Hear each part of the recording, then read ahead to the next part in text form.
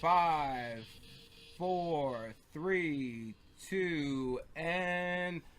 Yo, what's going on, metalheads? This is Mike C with the House of Metal Radio Show, and you are listening to C40C Radio. What's going on? It's Groundhog Day. It's a Saturday night special in the C40C Radio compound. Mr. Saturday Night We have Special. Mr. Denny Ray from C40C and Dennis's Metal Meds. And Anxious Annie. And this guy and that guy and this guy. Man, this guy needs to calm down, right? Yeah, you're horrible. Settle down. But our special guest in the house tonight is the one and only Rob Chevelle from the band Lit Soul joining us in the compound. And as we just kicked off the... lovely lady. Oh, yes. And we'd like to introduce you, lovely lady. Serene. This is Serene. Yes. That's serene. That's serene. Very serene. Gig it. All right. Hey, so what brings you down into the compound this evening? In fact, what did we just hear as we started the show off? Oh, well, what brought me down is we crashed the gates doing 98, said, let them truckers roll 10-4. You guys remember that song? Yes, I do. I like that. That song is a new song. Well, it's a relatively new song. We have a video coming out, maybe, hopefully this week. It's been a little technical difficulties and all that, but that song's called Outcast. It's kind of a little more of a poppy, not so heavy and seriously as we usually do, but thought it was a good thing to do.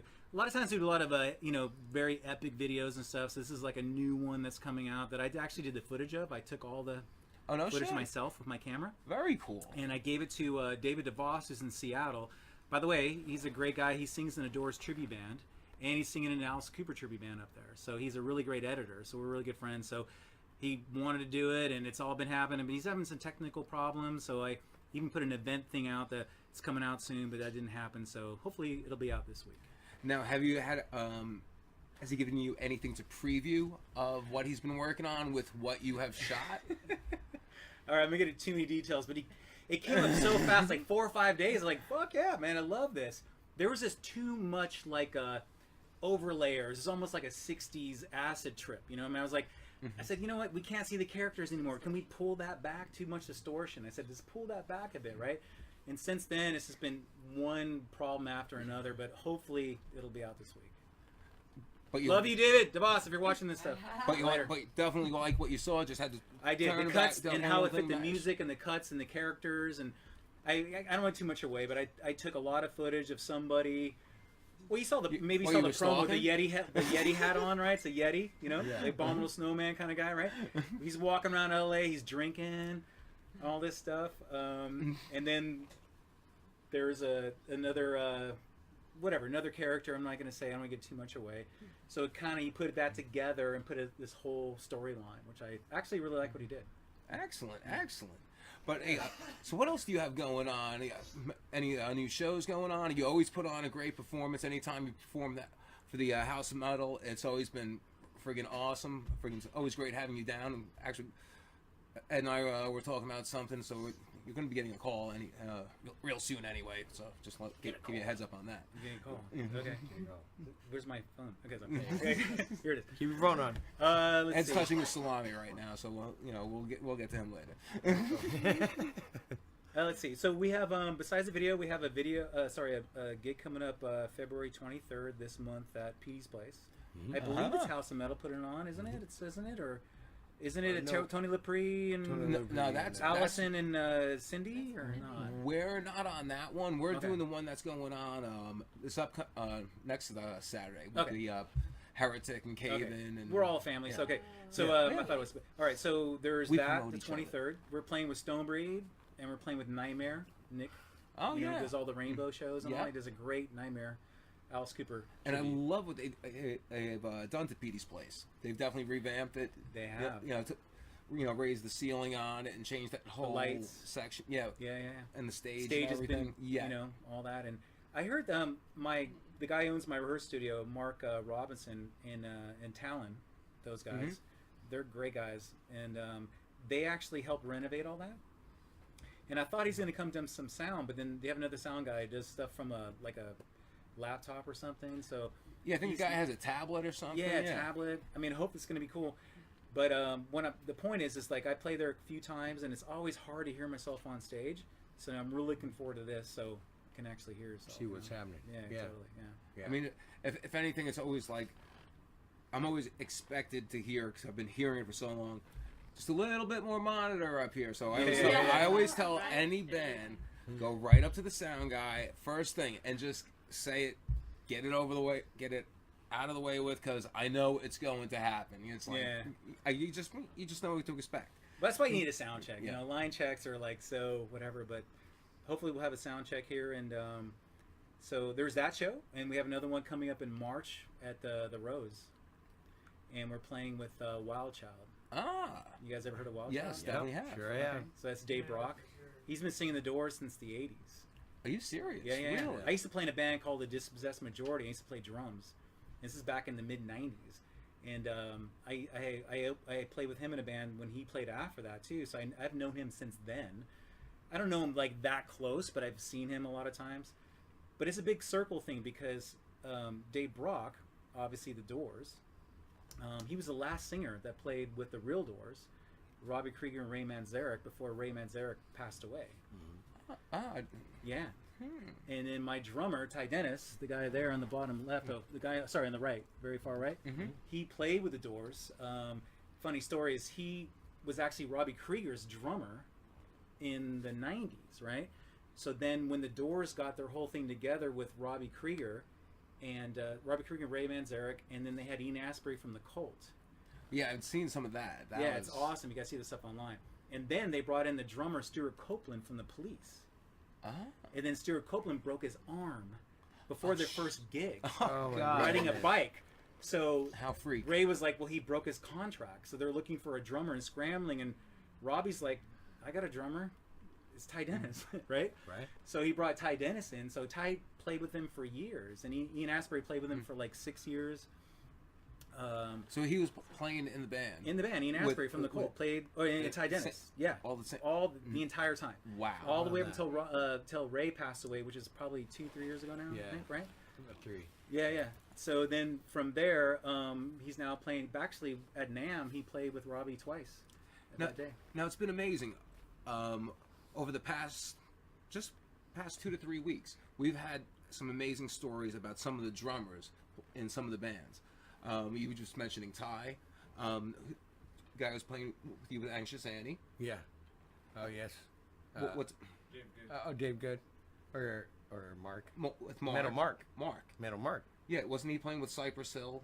Yeah, for a minute there. One of the other guys was playing with Dr. Dre or something. Like some hip hop guys, whatever. But just seeing him play with some larger acts or something completely different, it's like, whoa, you know, like going out on some crazy tours. Oh, the one guy even played with did a tour with Linkin Park. Yep. Yeah. That's right. Okay. But it's just amazing. Just over the past couple of weeks, all the drummer stories. Great drummers, huh? Yeah. Very, very cool. Awesome. There's some drums over there. Yeah. See, so we got a drummer over there. We got Pops. We got the Crow.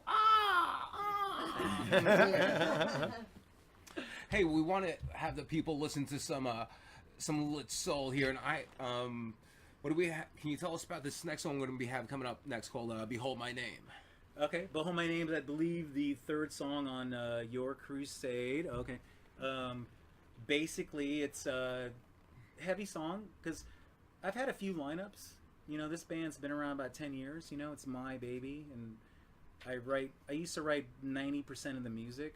But now with the current lineup with Steve Sampson, I want to give a shout out. Oh yeah, Steve's incredible great guy. Guitar player. Yes, dude, this guy's got.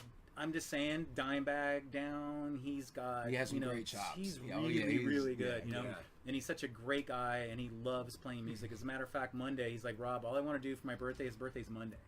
He's like, all I want to do for my birthday is let's rehearse and let's work on these new songs. You know what I mean? Oh, no So kidding. yeah. So Monday night we're going to Pro Sound, which is in Burbank, right next to the Burbank Airport.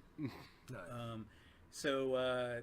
Anyways, he's the guitar player, and my point is I wrote most of the music, but now with this lineup is I actually am co-writing with these guys. So Steve's been coming up with great riffs, so that gives me the freedom to feel like, okay, I'm a singer, so I can just, I mean, I might play rhythm here and there with him on these songs, but I can write all the melodies and the lyrics, you know, which is really cool because I used to do all of it. Like you're writing lyrics to his music. Yeah. Right. Well, it's a lot of his riffs, but what's really cool is also the bass player, Carl Rather. He's brought in, as a matter of fact, one song that's coming up. We played once live at UBG, Universal Bar and Grill in LA. It's called "You're Not Well." It's about a witch, and basically Carl said, a lot of things to change it up and make, take the bridge and put it here and all that stuff. So my point is we're all writing it together, you know what I mean, which is really cool, which is a different experience for me, And are you accepting it well? Yeah, fuck yeah. When it's good, you can't deny it. That's the thing. You're sitting there, you're mix, like, there's no like, no man, I don't dig that, or like, let me do this or do that. It's like, it's like that clicks. That's fucking awesome. That's a great thing. Yeah, that's very that's cool. magic. That's magic. I've had in this lineup. Steve's probably my 4th lead guitar player. I've had like probably 6 bass players.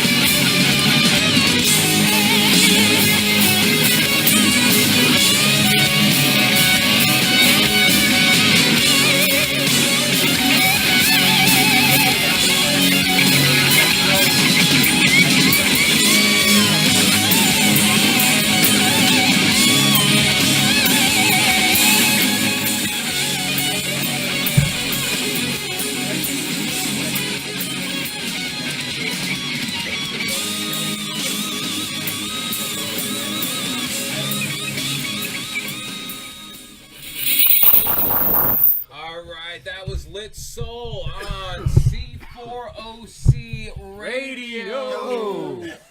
We have Rob Chevelle of the Compound this evening. What's going on, man? Tell us what we just got to listen to right there. That song is an acronym, but it's basically the long version is "You Bless My Eyes with Your Cruelty."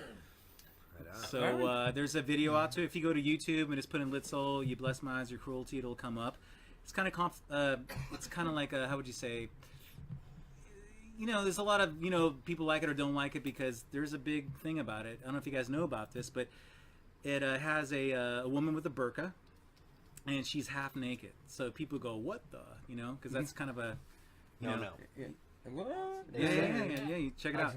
Because what it's about, it's a real issue.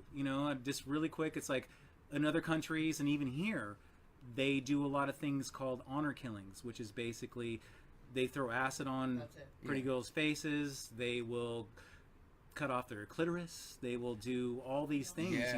If a woman won't marry a man, they will actually kill both of them if they don't do it.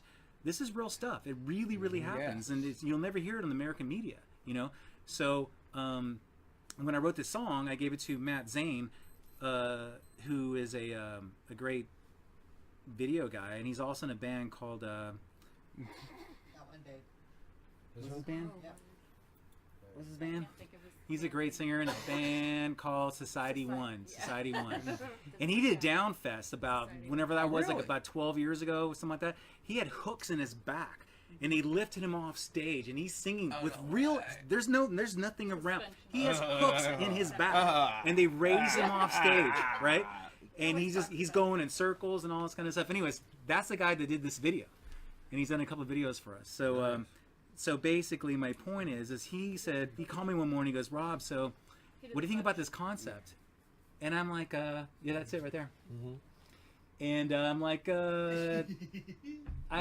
wow. Well, let me close the rest of the band on this real quick. Let me get back to you. I like the idea, see, and so it's a whole thing that a lot of people don't know about. So. That's the video. There's Ty and there's Steve Sampson and this place downtown LA.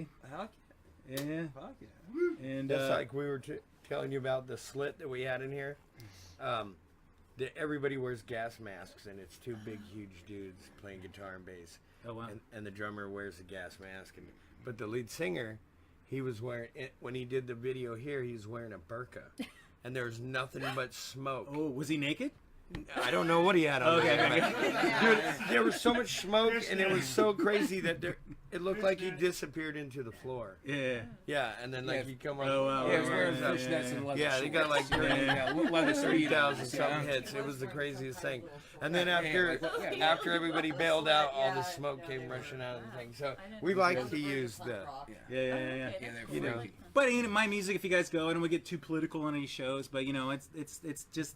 Everybody has their opinion. I believe in free speech. Don't get pissed at anybody's opinion. Don't go nuts. But people can have their opinions. So that's something I said, dude. I will love to support that because a lot of people don't know about it. I feel we're more underground. We're more like the black sheep. It's like let me do something that people won't do.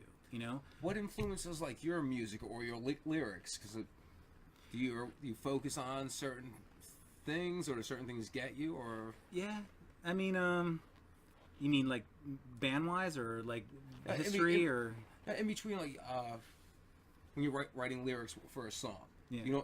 Sometimes is it just the music getting you going? Does that influence you, or what influences your lyrics? Does something media-wise happen? Well, songwriting, I always write music on my couch and I put lyrics to it later. But musically, I mean, I don't know. I mean, my first thing when I was a little tiny kid, I remember watching the Rolling Stones on Saturday Night Live when Mick Jagger, went up to Ron Wood's and licked his lips, and it was like shattered and all that kind of stuff. I was like, nothing is wrong with that, but it's like there wasn't a gay thing. I was just like, wow, that's like what the fuck? That's crazy. Not just that, but that it was somehow that moment with the notes and everything was going on. I was like, I want to do that. You know? I mean, that was so cool. Right. But was that your first like exposure? Yeah, I mean Motown was really probably the first thing because my parents listened to, and then later, like probably all of us, it was like Deep Purple, Led Zeppelin, Black Sabbath, all those things that happen when you're really small kids. The first music I ever heard, and as it became a teenager, it was like Judas Priest, UFO, later, as long as it's a good song, I really like it. I like everything from the Pet Shop Boys to Slayer. If it's as got long heart. as it's a good song. You know what I mean? Got heart and you can believe it. Yeah. But what are your main who are your main influences? I say today, because like I said, I used to play drums and all that, and I used, when I came out being a singer and a guitar player, I like The Doors meets Jim Morrison meets him from Billy Vallow from him. I like Ian Astbury from The Cult. That kind of baritone and upper range and actually singing, and all of them are poets like I am, and putting that together with hard rock, you know what I mean? So that's my thing. I mean, I'm not going to do a whole Cookie Monster thing, nothing is wrong with that. Nothing is wrong with that, but I like people to hear my lyrics, But answer your question on, so far as like political stuff, I'm a constitutionalist libertarian, which means I believe in the Constitution. I believe in we the people. I believe what the country has been founded on. I got something I got to give you before. No, keep talking, but go ahead. Okay.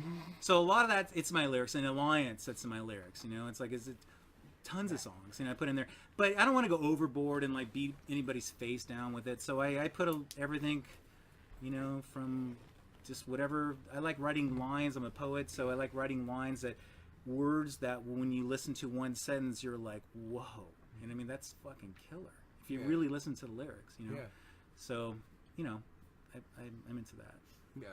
Lyrics are my big thing. Cool. Like that's you could have all kinds of great music, but if the lyrics are weak, then it's got to fit with the melody and the melody but you got to say something too. Totally. You know what I mean? I know. I mean, there's so many. Not there's anything wrong with it again, but talking about singing about panties and drinking and anybody can do that, dude. And that's fine. So it's like if you're gonna say something, have something to really say. Totally.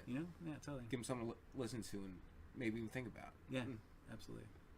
But at the same time, it's a mind. But there are those times. It's a mind movie. It's a mind fuck. There's nothing wrong with mind fuck every now and then. Right. we've all been part of that. Hey, but I think when we get back into some of the music here, in fact, one of the songs we were mentioning from one of your previous albums, a song called Stoner Rock. Yeah. Give us a little something about that. Okay. Well, I discovered Stoner Rock, many years ago, like Caius, probably the original Stoner Rock band was Black Sabbath, but, you got Caius, you got Orange Goblin, you got Nebula, you got, basically it's very heavy riffs. The chords are dropped down into C sharp probably, and that Queens kind of thing. The Stone Age. Queens of well, the Caius later became Queens of the Stone Age. Yeah, You know what I mean? Yes. So there's a whole story there, but the original guitar player from Caius went on the Queens of the Stone Age, and he blew off all the other guys that ever brought him to where he was. He blew them all off, and he goes in his own band. And I do respect him a lot because he writes a lot of different music. Every album doesn't sound like the other album. It's not the same. But this is my answer to Stoner Rock. So it's basically I wrote a riff, and it's because Stoner Rock is kind of slow and heavy. I mean, you can hear the toms and like huge bass drums, way bigger than that bass drum. You know what I mean? Black. So it's yeah. So it's like all that stuff. So it's my answer to Stoner Rock. I dig it. Are you ready for I it? dig it, eh? I'm ready for it. Dude, In fact, I'm going to have to take... Oh, Jerome 7 play bass on this. Down the video. Pull the video. Yeah, right there. There it is. That's it. Oh, there. Oh, Oh, dude, you got to show the chick in the very beginning. You got to tell. Oh, was that it? You're in the beginning, right? Yeah, it's cool. You want me to go back? Yeah. Go to the very beginning. You got to see this chick right here. She's coming up. No, it's not. This is, I have a couple girls in my videos. This is Like the Les Paul. Oh, it's not pretty. That's not real nice. Hey now. Nice smile. Yeah. Going, hey, right? That all of a sudden got things Wait, I popping. missed What's it. that, right? Yeah. They're all like, "Who's the chick?" Right? Ping, ping. You can see my influences from the cult because I have my cult hoodie on. Right. Heck yeah. Well, we're gonna give people a little taste musically of what we're watching right over here. Here is Stoner Rock from Lit Soul on C40C Radio.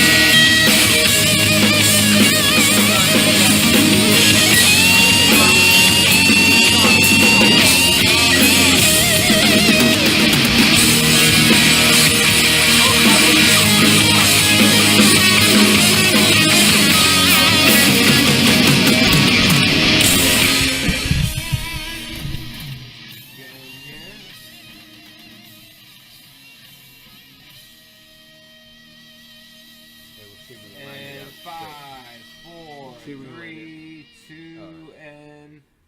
Yo, what's going on, Metalheads? Mike C with the House of Metal Radio Show, and you were listening to C40C Radio. We just heard some Lit Soul there. We got to hear Stoner Rock and Alliance, and in the C40C compound this evening, we have Rob Chevelle from Lit Soul. What's going on? Yeah. Thank you for joining us tonight, man. Tell us about what we got to hear there. Let's see.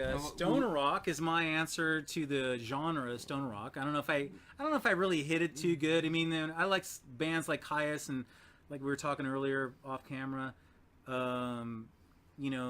Anything heavy, sludgy, big, all stolen from Black Sabbath. Yeah. But come on, let's get real, right? So we can all take from that, and do this whole thing. So that was my answer to that. It's basically drop D, drop down to drop C sharp. So just this sludgy, heavy on the right, doing a few notes, and then put a big lead guitar over it, put some great fucking drums, put a great chorus and all that stuff. So it's my answer to Stoner Rock, basically. And hope you like the lady in there. No, it definitely She's did. awesome. Yeah. Gets your attention. For sure. Wasn't bad to look at. Lady Lit Soul, right? like, hello. I'm a firm believer. You should add, some aesthetic women in your videos, you know. Nothing wrong with that. Nothing Wrong with that. Yeah, totally. Sex sells. Totally. And then the second song, Alliance, is it's kind of like a political song, maybe a little bit political. People go, oh, political. They go, oh my God, you know, what are you talking about? You know, but to me, it's just speaking about truth, and I think everybody should have their opinion and not be screamed at or yelled at or like, oh my God. It's like, you know, if you got an opinion, you know, let's talk about it. Blocked, and oh my God, like, you know, the meltdown or, you know, all this stuff. You know, it's just there's a lot of great lines in there. You know, like feed the rich, harvest the poor. You know, revolution is in our eyes. You know, it's just it's about passion and music. And what I like about the song, it's kind of an epic song. I write a lot of epic songs, I feel. So the ending has this huge outro lead, you know, and there's a demo I think you guys have where actually Chris Holmes from Wasp actually played on. Oh, really? Yeah, yeah. And that's online. So, yeah. And but then I want to record it later because it was great because it was very fast, and you know, and what I had to work with in those days. And he came in and did it real quick, and he did 2 takes, and we took the second one, and the guy tweaked 1 note because he's a perfect lead. And I remember Chris Holmes, he played at the Knitting Factory one night, and went backstage. We were hanging out, and he's like, Rob, you know, we're hanging out and stuff like that. And he was like, and later after the show, he's like, do you want to help me take my shit down to my car? And he had this like old white 1990 Camaro IROC, yeah. Right? But he's so big, right? He's 6'7", right? So he actually had to pull out his the seats, the real seats in there. Oh, no He shit. put some racing seats on, so he can almost lay down like this, right? And he took out the back seats, so he put all his gear in there in his IROC. And on top of that, he had these bullet holes. They were like fake bullet holes. We had the little stickers all over his car, right? So we get in his car. This is a funny story. So we get in his car, and then he takes his hair and he puts it all up in his head, and he puts a hat on. I'm like, why are you doing that? He goes, because he's like, dude, if you know Chris Holmes, he don't like the police. Yeah. Okay. Okay. So he's like, you know, this and that and everything else. So anyways, he goes, yeah, I'll take you home, man. Where you live? And I live in Los Feliz at the time. So he took me home, and I go, do you want to come in? It was like 4 in the morning by that time, right? Pretty much, because we party there at the Knitting Factory probably about 2:30. Drive, get there, probably about 3:15, something like that. So he goes, sure, come on in, man. You know, I say, come on in. So then he comes in and had this beautiful place, hardwood floors, fireplace, and all that stuff. I had all my guitars out. He loves UFO, by the way. Oh, really? Yeah, loves UFO. He actually wanted to borrow all my UFO albums so he could take it home and burn them. This is a true story. If he's watching it, you know, there's actually a Chris Holmes documentary come up that I'm into. I'm in. When I played when I had the red stuff on my eyes. Yeah. There's a guy flew out. He looked me up. He contacted me. He goes, hey, I'm doing a documentary from Chris Holmes. Can I interview you? Sure. So that was the same day that I did You Bless My Eyes Your Cruelty, which has got to be 1.5 years ago. Right. But it's supposed I keep hearing it's coming out. But no, seriously, it's like his wife Sarah. I talked to her the other day, and she's like, "Yeah, it's coming out soon." Because I've even seen mention of it. Yeah, it's Chris Holmes. You know. It's a documentary for Chris Holmes, and hopefully it'll be coming out soon. But anyways, we were sitting on the couch, and he loved my red acoustic guitar. He played that. I played my other blonde guitar. We jammed for a while. He took all my UFO albums, and did you ever get him back? I did. Okay. I got him back. Yeah. And because I know he's not living in the U.S. right now. No, he moved over there. Later day. But anyway, so he gave me those. He brought those albums back, and he goes, "Come on down, you know, the studio." And then what happened is we brought the music to him because he didn't come to the actual studio. I brought it to him. So he goes, you know, I went to his house, and he played twice. And he played the second time, and I asked him. He goes. Here's a good Chris Holmes. He goes, so Rob, what are you looking for on this album? I'm like, I don't know. Maybe how about a huge crazy outro like you have on Sleep in the Fire? You guys know that song from Wasp? Mm-hmm. It's a fucking awesome song, right? Mm-hmm. I go, I picture the outro kind of going on like that. He goes, okay, let me work on that. Right. Same vein of it. Yeah. Yeah. And then he pulls out his guitars, and he's talking all this shit about Blackie and all this stuff. You know, like, you know, all this stuff. And I heard it all. I'm not going to repeat anything, you know. Brings out the shovel, getting all the dirt out. Yeah. It's just me and him in his little studio. And he goes, and he pulls out his Explorer, which is the wood piece Explorer, right? And I remember him sitting in a swivel chair, and I'm sitting over in this chair, and I didn't say anything. I just shut up. You know what I mean? And he's Just sitting here, observe and watch and yeah. soaking it in. And he just picked up his guitar, and he just two takes. He goes, wow, and all this stuff. And then at the end, he goes, I don't like that one. Let me do it again. I'm like, okay. So he does it again. He goes, I think you got it. I said, I think I got it too. So I took my engineer, and then all he did is take the second take, and he tweaked one note my engineer thought was off. I remember that. I'm like, really? I can't hear anything. He goes, no, I dropped it down a little bit. It was a little bit off. I'm like, okay. So there's my Sleep in the Fire on the end of that song called Alliance, but it's on the demo. Okay? It's on the demo at that time because that's all I could do. So later when I got these guys in the bands, I said, I want to re-record this song, So I gave him free reins. You're not Chris Holmes. Let's go ahead and do it. So that's what he did. And I think the quality of the recording is better, but I wish I could bring Chris's thing into that. But then you have a different tempo and just it's like it's not the same. It is what it is, and it's online if you want to check it out. Yeah. If you do Litsoul, Chris Holmes Alliance, you will see it, and you'll see pictures of Chris Holmes and all that. That's excellent. Yeah. So if you're listening out there, you definitely want to check that out. One thing I definitely have to ask. Okay, now I've only known you as Rob Chevelle, guitar player, songwriter, Litsoul, and I said guitar player, singer. Okay, when did the transition, like when you mentioned you at one point you were playing drums, I was like, what the fuck? I had no knowledge. Like, yeah, tell me, like, what happened first? Dude, I mean, like, what was the first instrument you picked up that you actually played your first gig on stage? First time you got on stage to play an instrument, what were you playing? Well, the first time was probably 16, 17 in Tucson, Arizona. I sang in a UFO, Rolling Stones, Black Sabbath tribute band, and I was actually a singer then. But then when I came to LA, I started playing drums. But what a lot of people don't know, and I probably even shouldn't say it, I had this huge gap in my life where I was basically walking the earth with sandals, trying to figure out life for a long time. So I stopped doing music. I really wanted to help people. I was really trying to figure out what's going on in the world and the universe.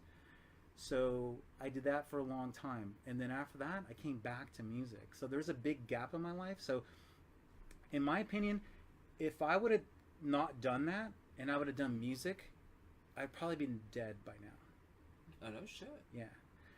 So thank my lucky stars, I think now what I'm doing is I might be late in my game. I might be like, late in game's not necessarily a thing, but back in the day, I think I probably would have made a bigger stamp. You know what I mean? But I had this long gap in my life where I was trying to do things to save the world, if you will. So then I got back into music. So, and I've been Litsoul for a while, and as you know, the music industry's changed. And at this point in my life, it's like I just want to play music and just do what I do, and songs. If you dig it, you dig it. If you don't, you don't. And if it touches you and whatever, and there you go. Open your mind. Yeah. Damn. Yeah.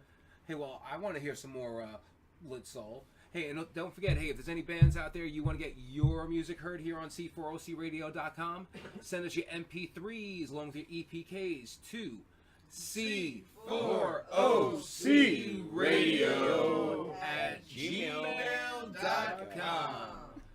Yeah, I like that. Right. Yeah, We used to mess with everybody at first because they, like, a lot of people would be trying to do that, and then we do the gmail.com, and they'd be They do the radio station. It's still New World Order, right? Gmail.com. So we just cut it to C40C Radio. Okay. Make it easier. That's a good job. Well, we got some more Litsoul lined up here. The next song we have lined up is a song called Home. Tell us about Home. Well, respectively, Home is basically a song I wrote on the couch, as usually I do. It was done on acoustic guitar, which usually I do. And, basically it's a mellow song. So all the songs you heard now is pretty heavy and all that. This is my singer-songwriter side that I actually have. So, which people dig in different genres, you know. So basically, I rode in this beautiful place, and my neighbor moved out, and there was an empty whole place, huge wood floors, tall ceilings.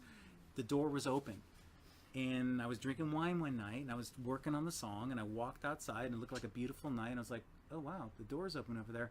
So I didn't know it was open at that point, but I could see there was like the lights were off.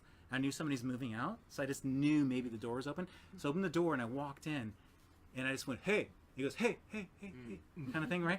So I go, fuck, this is cool. So I go in there with my guitar. I sit down on the floor. The place is completely empty. And I start playing it. It's like, oh my gosh, this is so cool. And the entire song opened up there. And I wrote lyrics on the spot, you know what I mean? Right there. And it was amazing. And what's really cool, if Allison and Grant is watching, they come over and party the next, probably next weekend. And we're all partying in my place and hanging out and stuff like that. And the house is still vacant? You know, Grant from Cooter Brown and Allison Mason, Metal Babe and all that, right? So they came to my place. So we're hanging out, partying and stuff. You know, as the night goes on and we're jamming and stuff, I'm like, hey, come over here. So we go over to the next door. And we go in there and I start playing it for them. And even she told me, that song's going to make it. So that's awesome, you know. So it's called Home. It's acoustic. And, and the girl in there, it's called... her name is Esther, and she's amazing if you look at her, and it's a really great... Yes. Yeah. I was like, I've seen this video before. There it is again! There it is again! Cool video. We played it last night, too. Basically, she's a ghost. She's a ghost, and I don't even see her as I'm playing. You know what I mean? So she's a ghost, kind of walking around. She's looking at my face, going, "Hey," and I can't see her, but I can feel her, right? And we go on. This is the Santa Monica Pier, right here. Hey, I synced it up perfect. Yeah. Oh, almost. Where's that at right there? Santa Monica Pier. Okay. I thought I noticed it. So all the shots from LA. I always forget her name. She looks different with the bandana, too.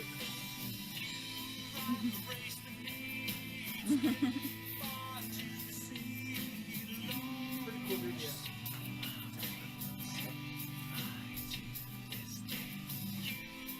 Smoking that shit, are you? You smoke it. You want another? Are you ready for another? No, it's in the fridge. Eric and Bastard, right? Yeah. I haven't seen this video in a while. I'm seriously we're gonna. That's the Santa Monica Ocean right there. That's awesome.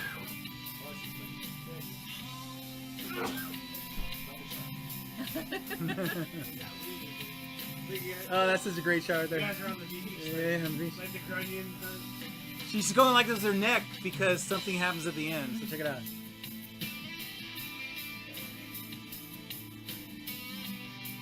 Pretty good footage. Yeah. Just a professional video there. Right? This is really perfect. It's Matt Vane again. Look at that shot. That's awesome. That's a postcard. That's That's really what we're looking at. Yeah, it's really well done. You can tell the quality.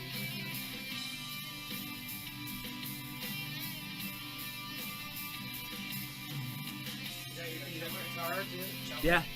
The one you always play? Acoustically, yes. Acoustically, Yeah. It's one of your favorites. I think so. You have the. Are you wearing the same? Yeah. The same thing you were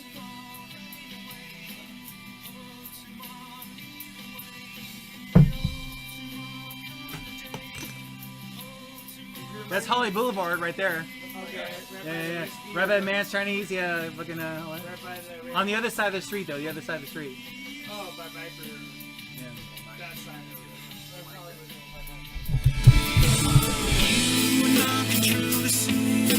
What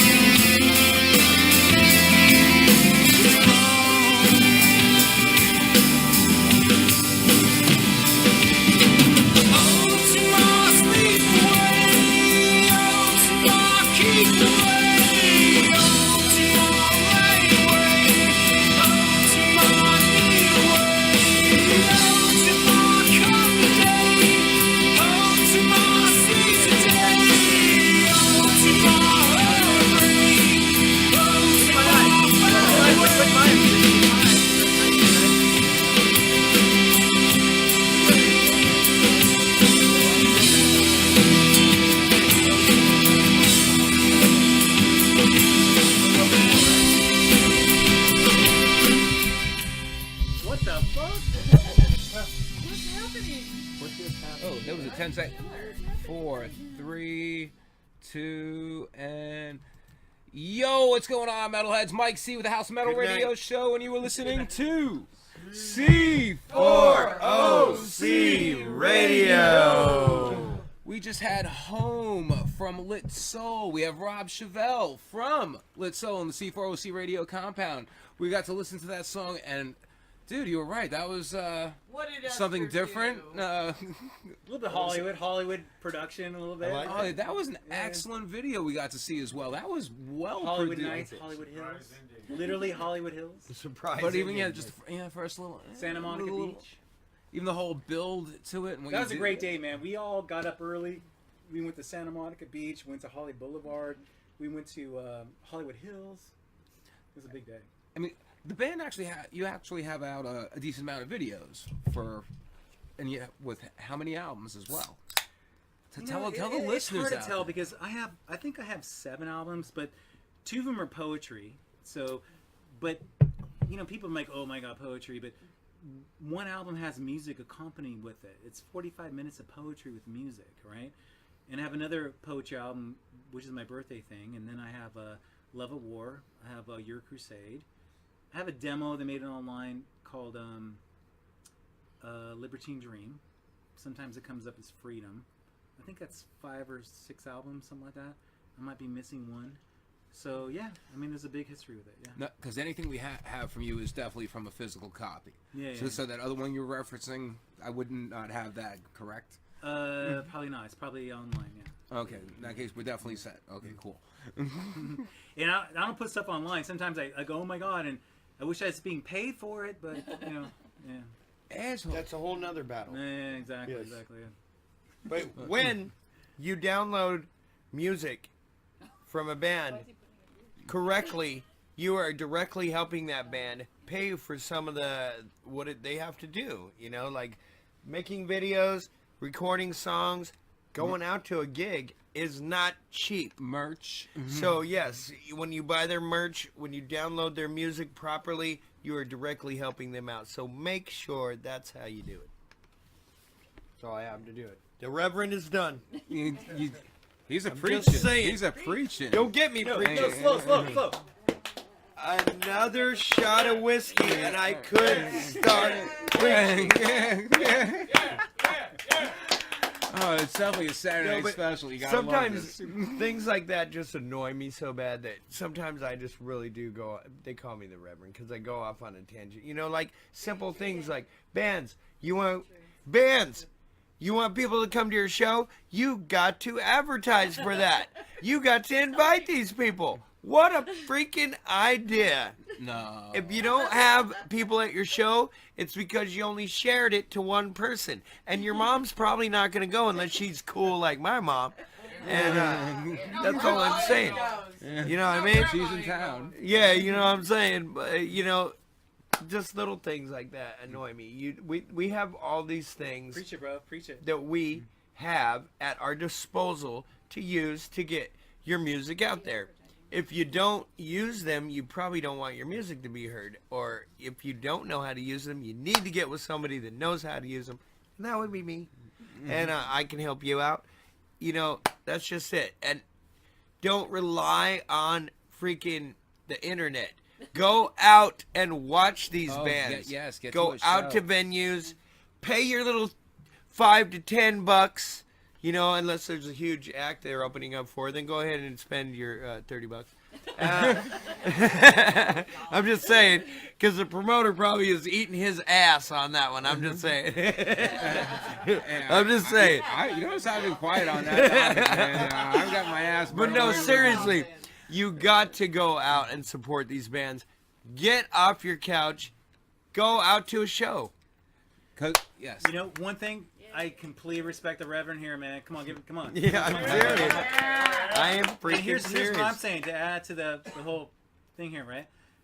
There's 2 ends of the pendulum, right? Back in the day, it was like, flyers on the Windshield poles, wipers, like and poles, windshield wipers and and all. People like, all they knew was like, somebody would tell them, they call them, like, let's Word of go mouth. down to a show, right? Now we have the whole thing, which is what we're doing now, and this is awesome. But I think there's a middle of the road. There's a middle of the road where we have to do this, but people go back to there's other things that explode music, and you have to go get off your couch. Yeah. And go out and see bands and support bands and what's going on, Yeah. Because just with everything that's going on today, it's like you're sitting on your couch, you're getting fatter and fatter, you're eating ridiculous chocolate chip cookies. You're sad. Where are my chocolate chip cookies at? I'll see him later. You're sad because you don't have any friends. I'm gonna watch it tomorrow when somebody took the video for me, so I can pretend like I'm being there. Yeah. It's like, but that's not like you're being there, dude. It's just a little tiny cell phone. It sounds like crap. It really does. It's really better if it's not you're like there and you're filming so that you can go back and show your friends. You know what I mean? Yeah. And like I said, if you're sitting at home wondering why, I don't have any friends, I don't have a nightlife, I don't have any social life, You're sitting on your it's ass. because you're not getting out to do it. Seriously, any show around here is 20, 30 minutes tops. Most of them are like 5-10 minutes away. I have to say, OC is way better than Hollywood now, dude. Everybody used to come to Hollywood to see shows. The House of Blues is gone. It's like, of course, Gazzari's back in the day. But even the Key Club, recent. All that is gone. The FM station's gone. What the hell? Next to Petey's, what's the place called? Palladino's is gone. Yeah. All these places are gone. Yeah. I personally think there's a thing. I think there's really something that's like. It's not an accident. Because there's a lot of people who love rock still these days. You know what I mean?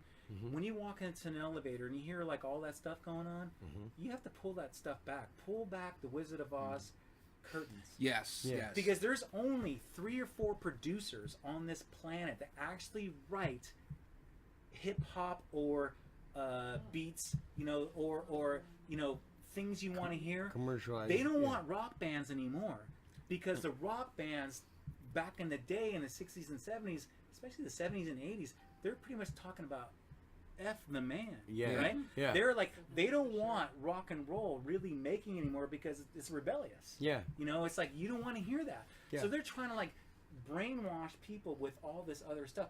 I'm not saying there's no good stuff out there, or maybe they're here and there, but in general, it's like, that's what's going on. There's a lot of crap out there, I'm trying to tell you. And that's the reason why, like I said, I do not listen to FM anymore. Yeah. I listen to internet radio, mainly ours, because the thing is, I've tried it. I've gone back to, like, the other day, my phone died. I went to KLOS. I was like, crap. Yeah. How many times you hear Fleetwood Mac 3 songs, Led Zeppelin 2 songs? If you even get to hear a song, because it's just flooded with commercials. And I understand you need to get paid. Over and over and over. It's but like yeah, the same song. There's other ways to get paid. Yeah. A couple things I'd like to say is, one, you were talking about going out and seeing bands. Because if you think, listening to these CDs is great, yes. Because you get to hear your music, but it's so much better when you get to stand in front of you and hear you play and get to feel it. That it's completely different. No matter how great this is, you right here, but you're getting all of it. It is a completely different experience. Unless you're there in person, it's night and day. But also, what we're doing here at C40C Radio, we're trying to help continue and help build the scene here in Southern California. Okay. That's been a complete mission. Once Denny asked me to get involved with it, I had all these CDs from years, booking bands. It's like, come over here with friggin', milk crates full of CDs and that kind of stuff, including yours, and just get stuff loaded up and constantly building on that. And it's turned a little fucking Tasmanian devil that's a out little there. bit. And it's been great because the coolest thing though is the people that that have been around the same scene, but now they have an opportunity to talk to one another and just get together. Like you go out to your friends and you never know who's gonna be there. Ronnie North, maybe Carlos will be there. Anybody might be there. You know what I mean? From this little thing. Mm-hmm. And that's how the scene should be. A lot of people. If you put everybody we know, oh yeah, There's a lot of people. Fucking like. Yeah. It's a shit. Actually, right here in this, between LA and here. Yep. And you know, it's been really great because there's a lot of listeners outside of Southern California that are hearing us consistently. They turn on and listen to our shows, and we've announced a lot of these bands that do go out on their tours, and we mentioned their tour dates going throughout different states and cities. And we've been hearing it from the listeners and the bands. Hey, we heard you announce this band's been on tour. They were by us and out by Houston, Texas, with it was Void Vader recently, and some band with Riot out in New Mexico, I think it was. Yeah. And they heard us announce their dates, heard their songs, went to check them out, and like. Hey, they got to meet the band that we've been hearing. You know, we haven't been hearing them anywhere else but here. And fucking all of a sudden getting turned on, bringing on the people and that kind of stuff, and it's great that people outside. Of course it's getting heard here in Southern California, but outside California, other states, but also the largest part of our listening audience is outside the United States. Yeah, you know, I showed it. Huge, like over 80% of. Dude, that's so awesome. In my opinion, there's a lot of people have a fantasy like back in the days, like Los Angeles, California. I want to go there. They got the chicks on the beach. They got, the music. Well, we brought these guys out. But it's the music. It's the music. And that's a thing, So that's what brings people here. So come on out. If you're watching this, come on out. Yep. So, that's one thing. Like Ed and I used to talk about. We were we were kids going to Richfield Park High School, and friggin' listening to all these bands that were all coming from Southern California, and it was like, wow, it just sounded so mystical, like. Gonna go there and say, that kind of shit.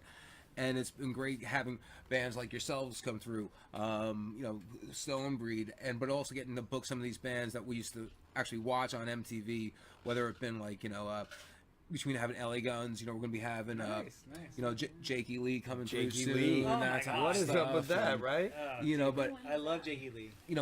Hurricane, I can tell you so many things about Jakey Lee. That's awesome.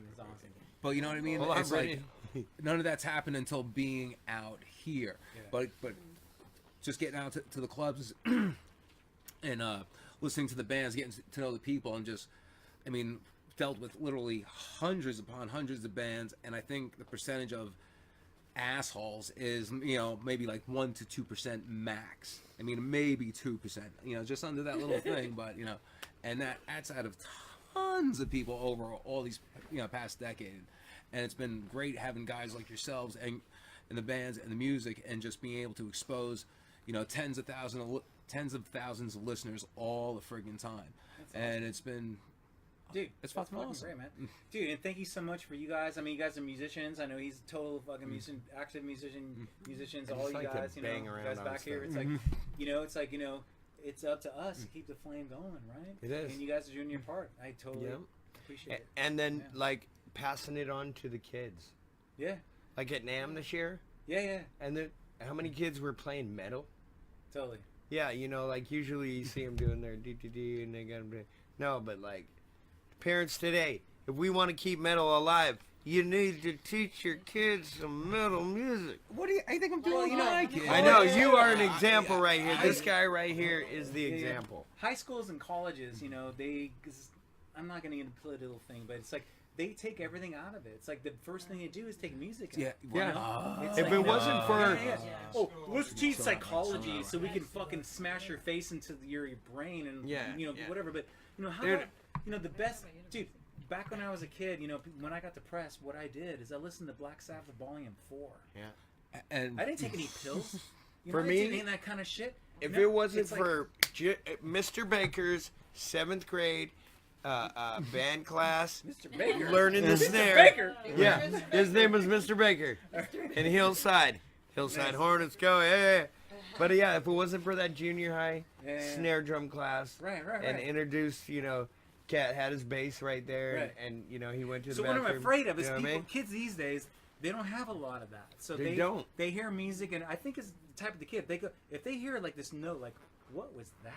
Yeah. And it's they go, whoa. Because now it's so processed, we all know. I can it's so processed. Nobody's singing. Nobody's playing the instruments. It's it's hooks. And the hooks, by the way, sample. You know what a hook is? God, I hate a hook is what grabs your attention. Yes, it grabs your attention. And most of those hooks are written by very few people way up there Yeah. that they bring down and they bring it back to, we'll try this with that person. Yeah. That person looks good. They look like they pretty. See if this will They work. might have a pretty good voice, but we'll Yeah. fuck with it. Who cares? Yeah. So let's do all that, you know? Yeah. Modify So- Process. Yeah. Hey, just asking. So, what was? I want to find out some things about you. So, when you were younger, who was turned you on to music? Like Yeah. earlier, like was Mick Jagger on Saturday Night Live. No, but like, was it like Motown. someone Like- in your family, that type of stuff? Like, who do like? Oh, You know what I mean? First yeah, got you pointing in yeah, that yeah, direction. You know. And, you Yeah, know. yeah, yeah. My older brother, he's 4 years older than I am. It's like that weird thing. Like I was a little bit too young, and he was 4 years older than I am. So It was that little there's a that, lot that little changed, musical that maybe it's bridge gap, right? puberty or something. I I don't got know this. what it I got the is. same thing with one of my But brothers. it's like, yeah, it's you know, just. and all of a sudden I was like walking. We had this tri-level thing, like upstairs, middle stairs, downstairs Mm-hmm. kind of thing. He lived down by the laundry room with a big family room. Right, we had a living room. Were you on the There's East 3 Coast? bedrooms upstairs. Where did you grow up? It was I didn't grow up here. I was born in Naples, Italy. Oh no Well, shit. my mother was pregnant with me. My father had sex with my mom in San Diego, California. Yeah. Then, Yeah. when she was 6 months pregnant with me, we flew to Naples, Italy. So I was Okay. born in Naples, Italy. Then I went to England. Then I was on a ship for almost a year in the Mediterranean. Then I came to the United States when I was 7. And I came to Ohio, Utah, Arizona, California. I'm a Navy brat. Navy Just like Jim No Morrison. shit. Just like Jim Morrison, yeah. You've been all over. Yeah, But all of he's a it. baby. Well, I remember all of it. I remember being in the ship in the Mediterranean completely. It's like, I remember the oceans, the waves coming over, the thing with the nannies holding me and her thing with the pea coat and all that stuff. The Remember pea what had- coat. Yeah. Seriously. Yeah. So, but to answer your question, so, what was your question? Sorry. You were mentioning it was like your older brother turned you on to Right, music. And, Right. So, my brother, do you guys remember this? He had this huge, I'm talking huge Kiss poster. Yeah. Giant. Huge one? Led Zeppelin poster. Yeah. I'm not talking anything like this. I'm talking like No, remember those huge. things? Tablet. Yeah, those Huge posters, dude. Yeah. Yeah. He had those in his rooms, and he's playing Kiss fucking I think I had the Love Gun poster. That was yeah, huge. or Destroyer, Yeah, or that something one like that, was right? there too, Yeah. So But one of their very early albums, early right? albums, yeah. Yeah. I'm just like, he's older than I am, so I'm like cruising through, like whatever, you know. It's like, I And just you- remember like, you know, I was into comedy then. I remember like taking these tape recorders out and, you know, and being myself in my room and just playing comedy and like run into a wall and go boom, boom. And I was in like acting and all this kind of thing Yeah. in there and that kind of thing. But anyways, Improv. it was all that thing. But now you mentioned like some of your influence was like Mick, the Stones, and Jagger, yeah. Michael Schenker was my second rock star. No, but was there any one particular moment where it finally hit? Like, do you just remember all of a sudden, I need to do that? Well, You know what I mean? Where the light went on. yeah. Oh! The very first thing, I love Motown. I remember being in the back of my dad's little station wagon Pinto, and I think it was my dad and one of his friends, and I couldn't even see over the dashboard. And I was in the back seat, and I remember this. We're driving down the street, and all of a sudden, American Pie comes on. You know, bye, bye, Yeah. Miss American Pie right? Joe. So if you listen to those lyrics, I'm sitting in the back seat, and as the song progresses, he's talking about when the music dies. So I'm all into this whole Motown thing, and I'm like, oh, this is really cool. It's a little different.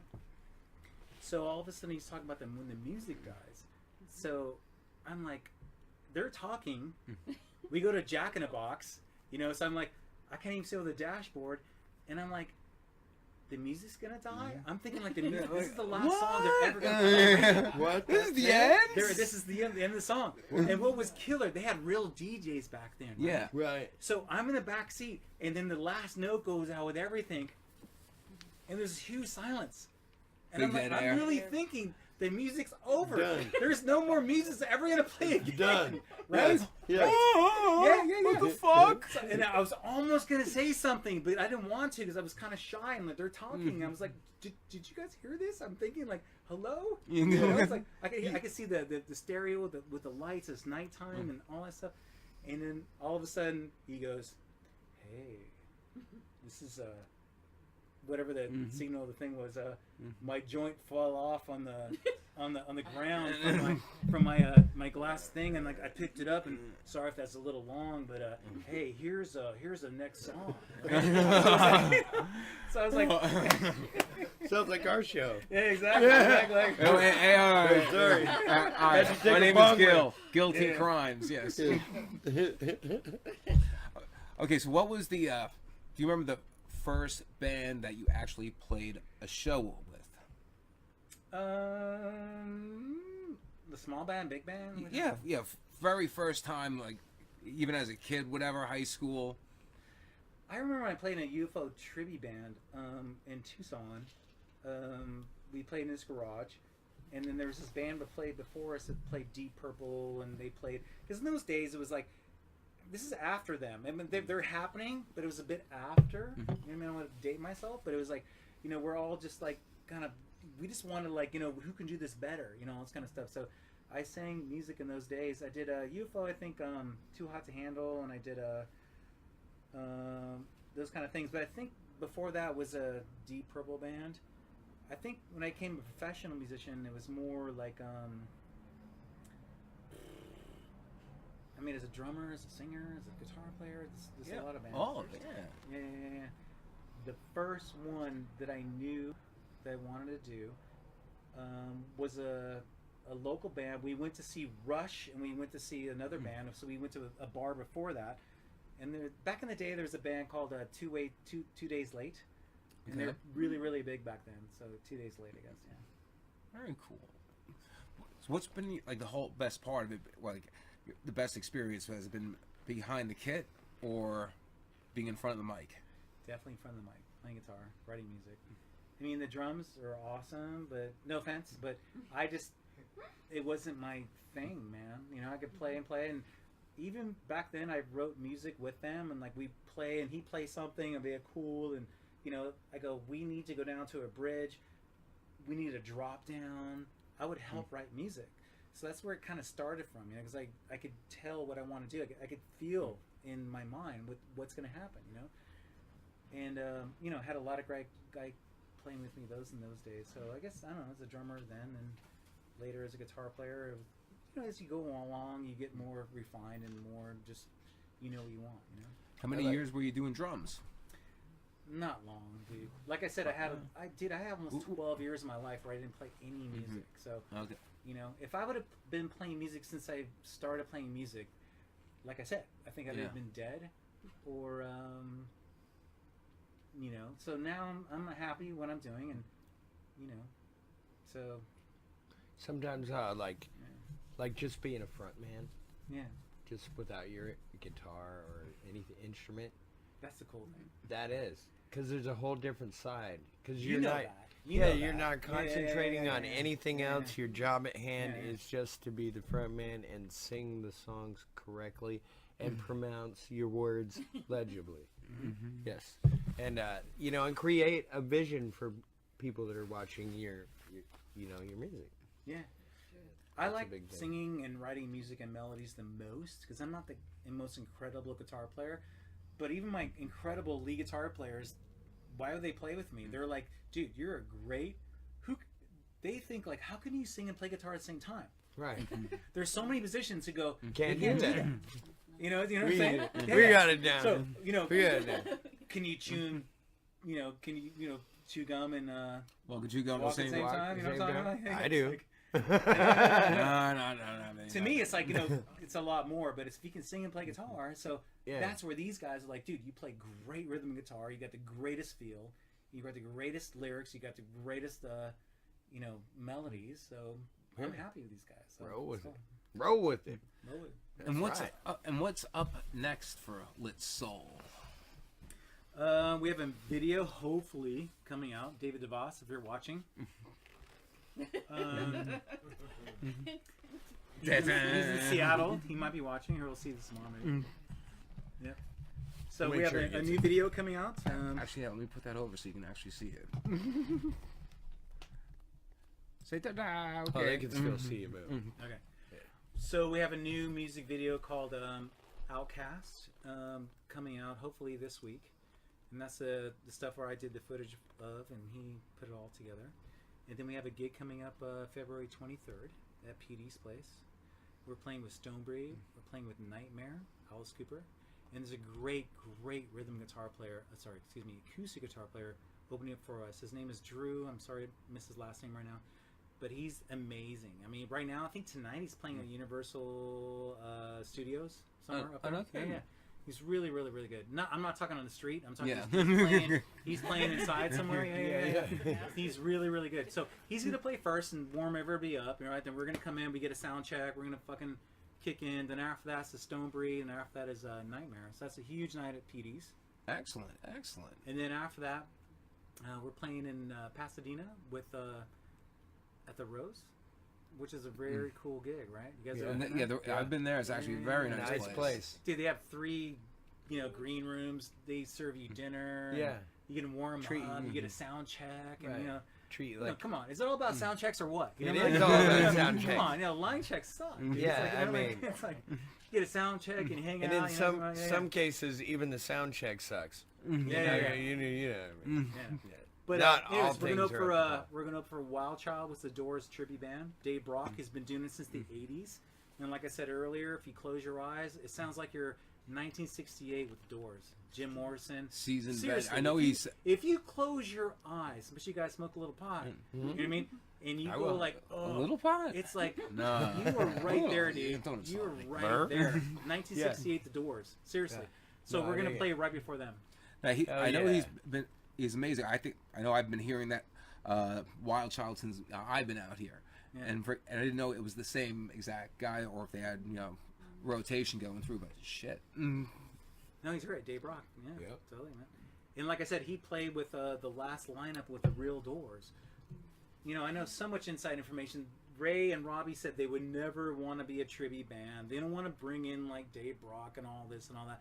That's why they brought in Ian Astbury from the Cult, who's a real rock star. I mean, he's huge. I mean, come on, he's this established band, name. Yeah. So he brought him in, and Ian wants to know what Jim had for breakfast. I mean, he actually knows what he had for breakfast. What I'm saying is, like, he was so into the Doors that he was like, "Fuck yeah, I'll do this." Yeah. He did it for 6 years, dude. Yeah, that's He did amazing. it for 6 fucking years with Ty. Right. That guy right there. Yep. Right. So they did the whole thing. Then all of a sudden, That's Ian some figures stories. out, "Oh my God, I got my own band. Maybe I should go back and recreate my own band." So yeah, and that's what he did. So and the rest is history. And now you got Ty. Yeah. Just like that. I'm digging it. Hey, let me see. I think we even have one more lit soul tune lined up here. What do we have here? We have a Petrified Time. Tell us about Petrified Time. Petrified Time is basically kind of a political song, if you listen to the lyrics, and it's kind of heavy. I wrote the whole lyrics, and the co-star did, but the riff, dun, dun, dun, dun, dun, whatever. So, Ty comes in. There's actually a video if you guys want to play it too. Yep. It's Petrified Time. I don't know if the fans can see it, but No, we were. Let me get back. No, this past week my brother was in here. He was promoting this thing he has going on called the Founding Fathers Rock, which was like an American history lesson done to rock and roll. yeah. So it's like politics. Yeah, it was more of back then Founding Fathers, 1776. But Yeah. some of the beginning of politics out here and politics now. So that's Well, the thing with politics is, like, I don't want to go, left or right. There's no really left or right. They make the Republicans and the Democrats this way, so that way you don't see what's going really above that. There's actually a secret government, the whole world bankers above that. They try to confuse you with the left and the right. What the real left and right is, there's total tyranny on the right, where you can't make a move without the government. Then you have the complete left, where there's complete freedom, but people might think it's anarchy. Because if you have complete freedom, there's no laws, there's no sheriffs, there's no nothing. It'd be totally crazy, right? So there needs to be a middle. But what America's been coming to is way over here, where they're almost becoming socialists and communists, where you can't make a move. Put it this way, back in the day, the Tea Party, there was a 0.5% tax on tea. And people went nuts. Now we're taxed almost 40% of our income. and everybody's cool with it because you get a little Not everybody. kickback. You get a little kickback. You know what I mean? Yeah. So my point is just, you know, you have to go back. You have to, like, don't watch the news. Don't watch, you know, all the stuff that's going on. That's all propaganda. They're putting in your face. You know, hopefully the internet's still going to be alive for a while where they won't be like China, where they're going to shut down everything. So you still can get certain things that you can see. But, you know, the basic thing is things are very simple, you know. They try to make it so complex. Yeah, just So, take it here, take it here, take it here, take it there. but anyways, freedom. We are the, We the people. We the people. Amen. All right, so here is Petrified Time from Lit Soul on C40C Radio.com.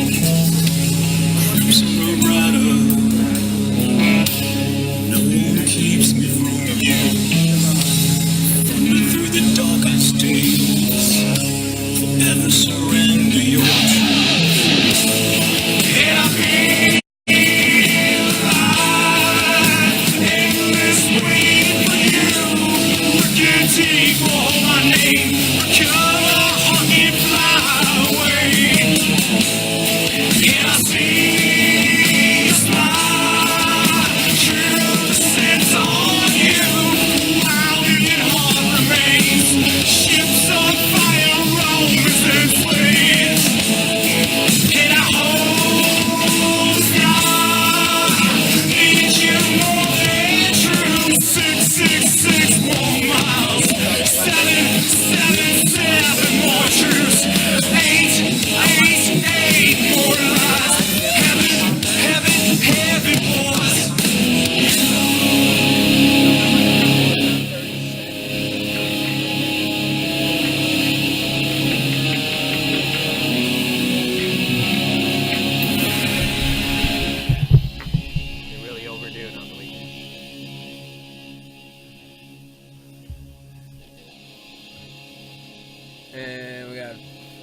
5, 4, 3, and yo, what's going on, metalheads? Mike C with the House of Metal Radio Show, and you were listening to C40C Radio. Just had a double shot there of Lit Soul. Tell us what we had there, Rob Chevelle of Lit Soul in the C40C Radio compound this evening. Dude, we're talking so much, having a good time. What the hell played there? So that was Some Petrified Time, maybe? the video was Petrified Time, but what we were listening to was Behold. My Name. Yeah. Yeah. So Petrified Time, Behold My Name, blah blah blah. But Behold My Name is a pretty heavy song. That's the first song that we ever recorded with a new lead guitar player, Steve Sampson. Steve Sampson is going to watch this now or later. So incredible guitar player. We write music and stuff. That's the first thing, man. And what's so cool about that riff? He's like, dude, he's been in Burn Cycle. He's been in Stonebreed. Yep. You know the song? You know those bands, right? Oh, fuck you know what I'm talking about? Yes, he's a badass great motherfucker. musicians, right? Talented. He had that song in his heart. He brought it to him, and I'm just saying they went, nah, I don't really do that. It's cool. No, thank you. Really? Yeah. I like it. So he brought it to me. I was like, because that's when he played my music. We're all going out doing gigs and stuff, and I'm like, hey, why don't we write some music? And he's like, okay, well, I got this riff, but don't know if you're gonna like this, and he told me that they didn't like it, and I go, well, that made me even want to go, well, let me hear it, right? Yeah, right. So he played it, so I wrote the entire melody and lyrics, and I actually helped structure the song with a breakdown, because the song was pretty much like this. I said, we need a breakdown. We got to break this down, to like just a a bass kind of thing, and like get a groove going and stuff like that. Yeah. So so we did that. And there it is, man. And I want to make a video for it pretty soon. But now we're on to new songs like Straight in the Sun. And we have another song called You're not well. You're Not Well. You're Not Well and all that, So sometimes looking for Support. You know what I'm I need to thinking? do You know what that I'm too. thinking? Right? Help me out. Trust me, I know what you're talking about. I got a lot of songs in my head that I gotta keep track of. She's been there recently because, dude, we sit on the couch, we watch Vikings. Yeah. Dude, by the way, Vikings, I love Ragnar, right? The entire 4 seasons. You ever see that shit? No. Yeah. Vikings. Dude, the entire 4 seasons was incredible. Then we totally lost our whole thing when he got killed. Yeah, you're right. Now what do we do? UFO agent alien. Now what do we do? I don't watch much TV. I only watch TV when I go to her place. I watch no TV because I have so much going on in my life and music and all that. So my point is, there you go. You got contacts. Vikings. Vikings. Vikings. Yeah. But heck yeah, but I know every time we've had Lit Soul play, I know there's been a couple different lineups, but all the members that you assemble, as you mentioned, whether having Steve, you've had Jerome, Ty, you've had and still have some excellent musicians. And I know with having Steve and doing some work with him, that's probably bringing out some stuff you tapping into the first time, but especially when you're digging the groove or the vibe or what you're feeding off of each other, that's always how's that feeling with Steve going so far? It is, because I don't know how to say this, but it's like, when I moved on when Jess was out of the band, I was like, okay, cool. I took a break. And I was looking around for guitar players, and a lot of guitar players, but I want to jump into something, you're like, oh, can we play together? It's like, I want to get something. Yeah, exactly. It is a relationship. It is. It's like, is she hot? It's like, it's like, God, I'd like to do her, kind of thing. It's like, it's kind of things like I would do to that. Yeah, exactly. So, I was a little bit like, because he's been in Stonebreed, he's been Burn Cycle, he's been in a lot of bands. I'm like, oh, fuck. But he's always been so nice. He's always complimenting me on my music, right? So I was like, okay, cool. So I feel comfortable contacting him, Yeah. So I contacted him, and I told him, hey, man, I'm writing some new songs. I said, let's take baby steps. I'm not talking about doing gigs. I'm not talking about doing an album. Would you like to come over and just write some songs? Right. He goes, sure. I'm like, okay, cool. So when would you like to do that? It's like right. So that's how it started, So now he's in the band almost 2 years now. Almost 2 years. Yeah. Dude, this guy's like fucking Pantera. He can do all this shit, dude. Seriously, he's fucking got it epic. all down. And what's cool is like he brought Litso a little more heavier, like my songs that I wrote, all songs. I pretty much wrote all those songs you saw on guitar. So he brings heavier shit, but I still pull it back melodically. You know what I mean? Because I don't want to do the whole Cookie Monster thing. I can't even do that. I don't want to do that shit. You know what I mean? Right. It's not maybe I could try, but I don't want to do that. You know? Yeah. I want to do more. Sometimes the big metalheads are like, oh, well, okay, but that's why I like, the Cold. I like him. I like, the Doors. I like, that kind of stuff where you can actually hear the lyrics. Lyrics you can hear. You can hear the you can understand. Yeah, exactly. Yeah. And there's great hooks and all that. So because the lyrics paint a picture. Yeah.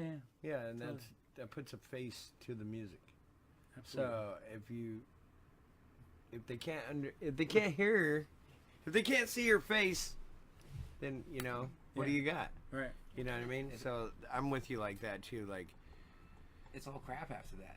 yeah, you gotta make your vocals, so people can understand them. Because it takes it to another level with the music. I'm not the most incredible singer in the world. Everybody knows that, right? But I feel like I'm a good songwriter. You know what I mean? And I have pretty good voice. I can play drums. I can write music. I can play guitar. I can put all this whole fucking thing together. Right. You know what I mean? I know what people will like. Yeah. So it's just a matter of just making it all come out and Making it explode happen. Yeah. Getting the right people in there to do that. Yeah. And I got the right people. Yep. So so it's gonna happen. Yeah. I know. Hell I'm looking yeah. forward to seeing whatever you or actually listen and hear what you have coming out next with you and Steve and the guys, because it's if that was just a little sample of what we've had so far, and I know the more you guys. Would you like to hear a write new together- lyric from the new song? Yeah, sure. Okay, We're right here. All right, here we go. It goes, serpents in the night struggle to the moon. Applegate was right, set me for you. On this blackest wing, forged my reality. Forged to the black night, seen through I fucked it all up. Sorry. Hey, No. hey, but give us a little. Serpents in the night struggle to the moon. Applegate was right, set me for you. Fly on the blackest wings, forge my reality. Soar through the black night, sing for reality, yeah. Oh, fuck yeah, It is. yeah. It's kind of like a Nice little spiritual. Yeah. The beat. Yeah. Yeah. It's a breakdown. It's a breakdown bridge. Yeah. Yeah. I dig it. It's called Straight into the Sun. Hell yeah. Straight into the sun. Straight into the Straight sun. into the sun. Yeah. It's kind of starts poppy off. Oh, by the way, remember when you guys said new bands? Yeah.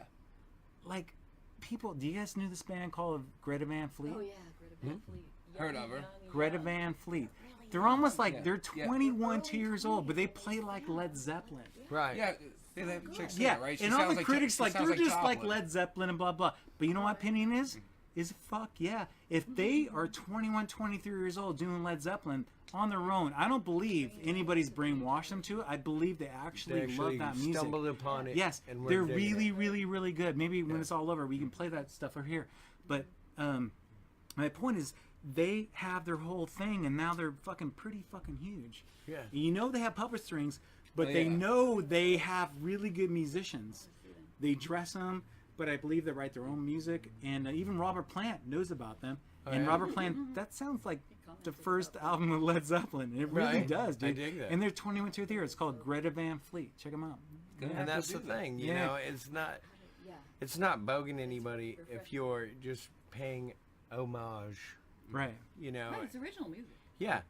Because, yeah, you can still be original and still use the old They're school playing ways. original, Yeah. everything. So when kids these days, they can go, you know what? They see that on Saturday Night Live, which they did, which is people. That wasn't really a great performance, but I think it's pretty good. But You it know? still gets people exposed. Because, to it. dude, dude. What is it? 9 a.m. in the morning or something like that, or it's freezing. It's like Yeah. there's Yeah. no. It's like, And that's Whatever, the thing but, too. yeah. It's like I like to see people taking the old music and using that to make new music, rather than sampling that music, I hate sampling. because Oh, yeah. you don't know how to It's play. original. yeah. You know what I mean? Everybody takes from everybody. Yeah. I take from people. You know you I take do. from people. Oh, I do. But you're not sampling them. No. You just remember a hook and you're like, I like that. Maybe put that Yeah, in try that. my bridge Put a little section, you know? different tempo to it. Yeah, you yeah. know, whatever. You know. And That's cool. That's cool. Yeah, arrangement. Yeah, it's Yeah, cool. but when it's the same thing over and over and Right. Yeah, but I just want to kill. That irks. Yeah, sorry. straight that up one irks stealing me. That some one lit irks me. soul to make my record is not, you know what I'm saying? Yeah. Sampling your music to make my record, you know. That's It's a little different. why don't you just fucking learn how to play an instrument? Yeah. It's really simple. Yeah.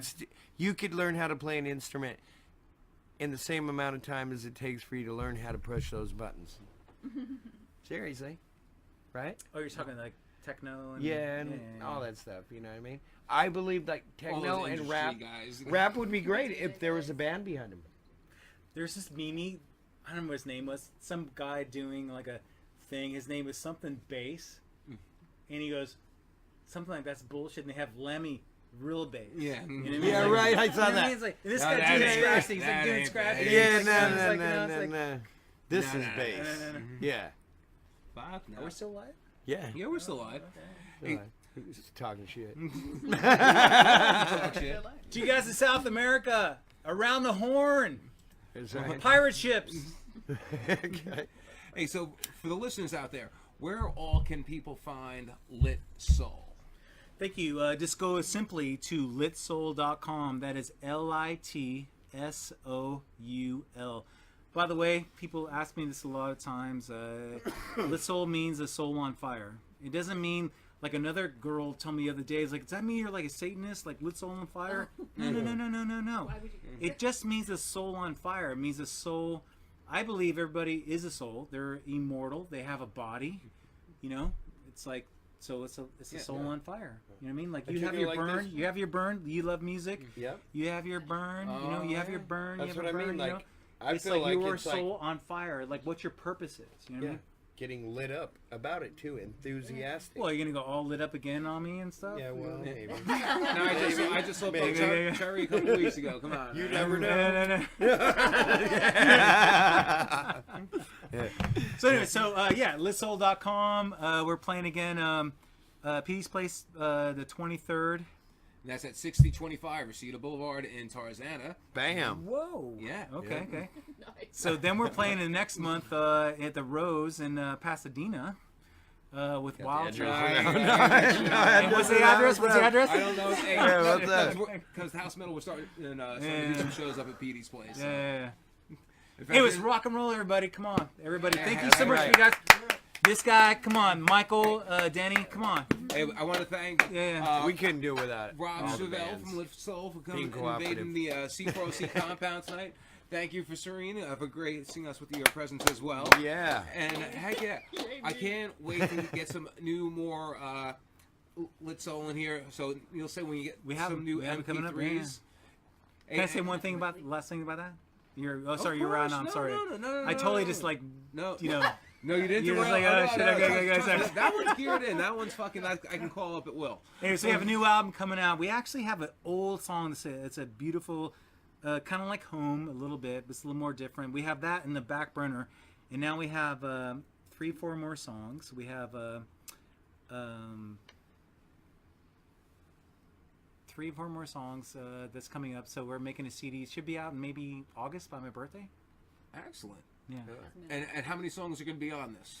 It's gonna be EP because that's what you do these Yeah. EP. You know, you do a whole album. I love to do a whole album, but these days people want like either like one song kind of thing, like Instant gratification.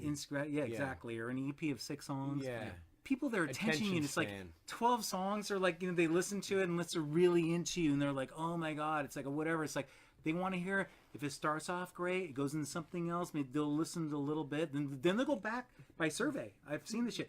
Then they'll go back to the first song. If the first song really hits you, that's what they do these days. They go back and they're like, back in the old days, you open up the albums, you listen to the whole first side, second sides. Pull you things know. out. You read the lyrics and that kind of stuff. Going through all the sheets. Call up your friends. Hey, I got the new Metallica album. Come on over.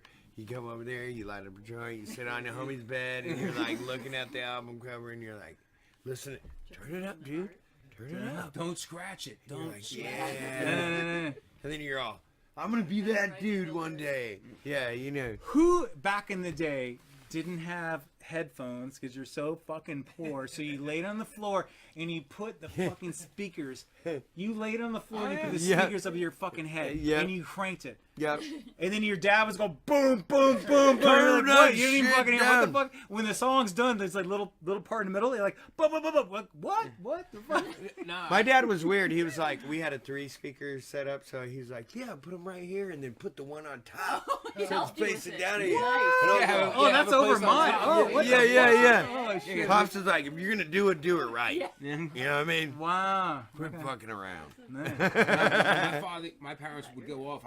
Yeah, we had the headphones, but I didn't realize that if I'm singing, I'm just listening to this. That's all I can hear.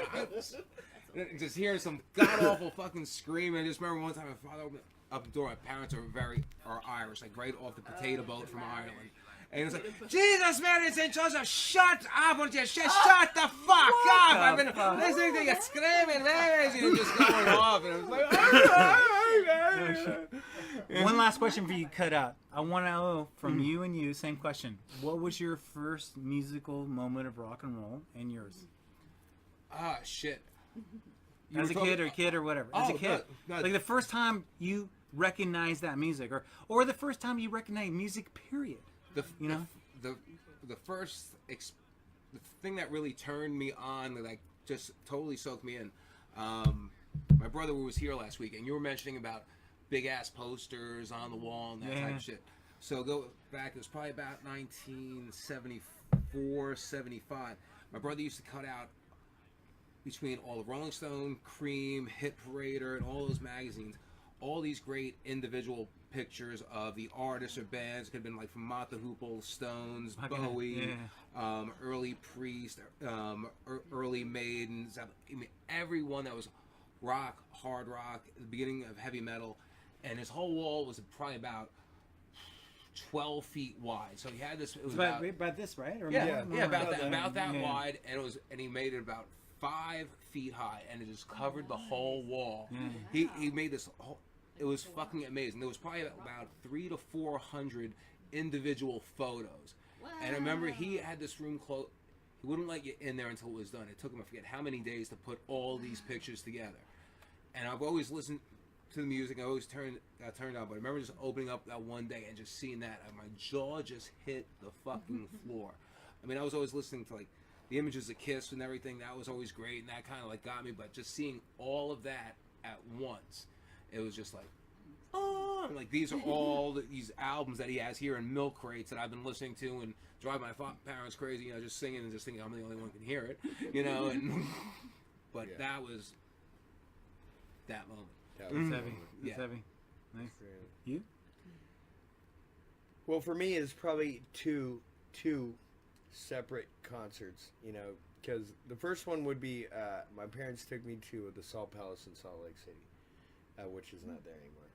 And I saw Boston. Oh, yeah. And I'd listened to Boston before that, because Pops listened to Born with Freedom. Yeah.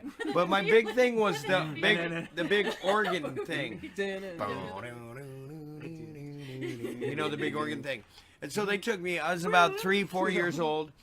And we're right there right there, not in GA, but up here in the seats, right next to the stage. And I remember the keyboardist came out, and it went over the crowd, and he did this 360 and a big cloak on, and it was the big pipe organ, and I was like, yeah. But then, like 2 years later, they took me to Parliament, the Mothership Connection, and P-Funk? Yeah, but it was the Mothership Connection album, and it was like. Welcome Parliament, and they were in a spaceship. Wow! And the shit went on the stage. Wow! And then the stage opened up, and 30 Funkadelic. people came out. Funkadelic? Yeah, 30 people came out, right? Yeah. And then they all partied and went back in there. Oh, wow. And then took it back off up there. So that was the showmanship. I was like, that's what I like. And then the other one was for the actual instruments. When I saw Boston and the keyboard and everything, I was like, I really got to look at... Never saw Boston ever. Yeah, that was great stuff. That was, I think that was before the Don't Look Back album, the second one that wasn't so. The first one, everybody knows the first Boston album, and that's the shit, right? I delivered my papers with that on those big headphones. You know what I mean? That would be that you get the radio, and they had the big antenna, the big thing. And I had a the tinfoil hat, almost like that. Okay. And then I think one of them was held on by tinfoil. But and then I had my little toque out, and then my bag of fucking papers, and I would blow down shit. Yeah, go deliver my paper right after school. Put those on. Listen into Boston. Sweet. Yeah. Good times. All right, he's going out. Well, I want to say thank you for rolling down here tonight.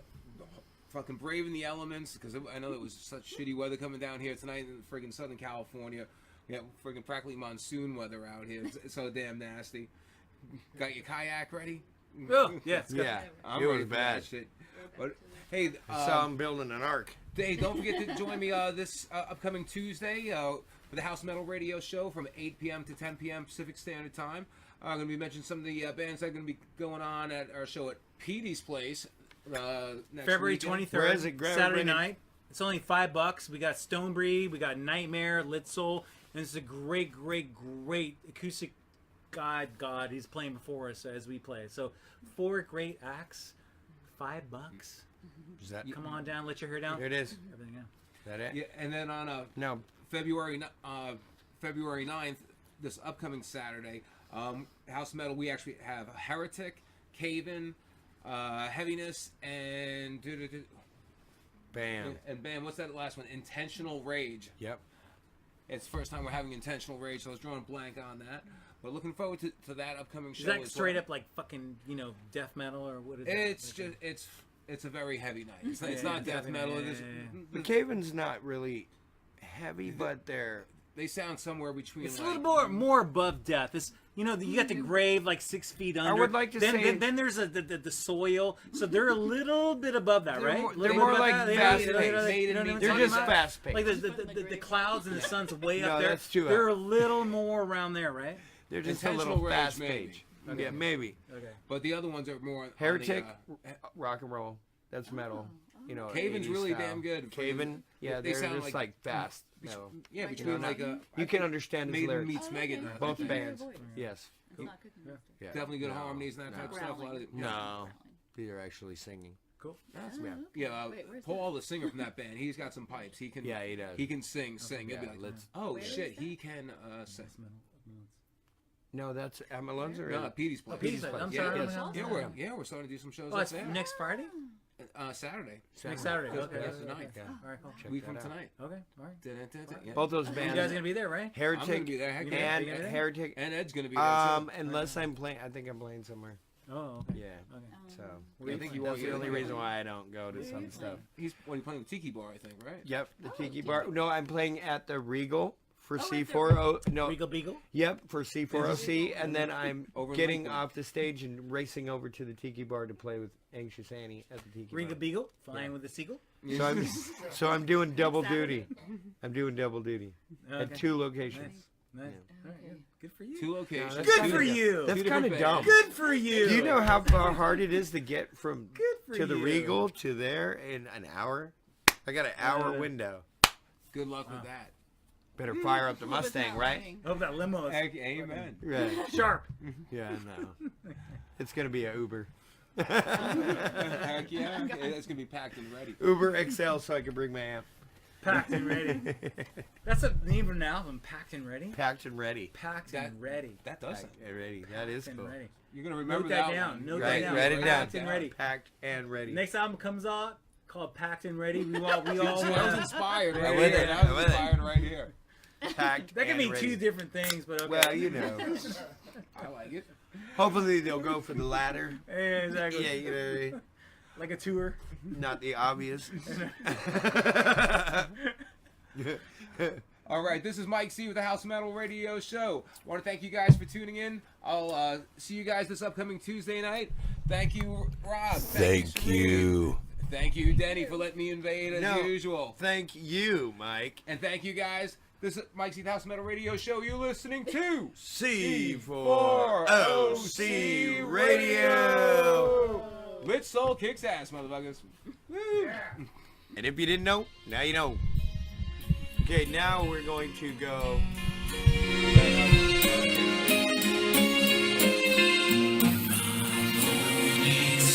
Shines with me, she's with stars in they cut me unkind words, they last forever.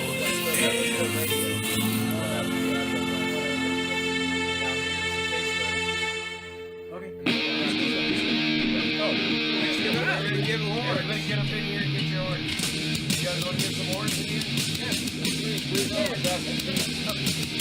More horns, the better.